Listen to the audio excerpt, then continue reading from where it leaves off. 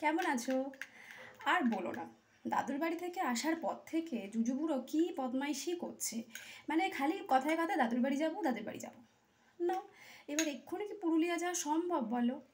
ওর বাবা ওকে বোঝানো বাদ দিয়ে কাঁড়ি কাঁড়ি খেলনা কিনে দিচ্ছে। খুব ভালো কথা, তোমার ছেলে, তুমি কিনে দিতেই পারো। সমস্যাটা হচ্ছে আমি যখন ঘর গুছোচ্ছি দেখছি আমার ঘরের খাটের তলায় একটা দুটো না, তিন চারটে বস্তা খেলনা। তিন চারটে বস্তা ভর্তি ভর্তি খেলনা, মানে খাটের তলায় কিছু রাখার উপায় নেই, ওর খেলনাই ভরে যাচ্ছে। মানে সব কটা খেলনা জড়ো করলে হয়তো আমার একটা সোনার বড় হার হয়ে যেত। কি বলবে? তো এটা শুধু আমার বর না, পৃথিবীর সব বরেরাই করে থাকে।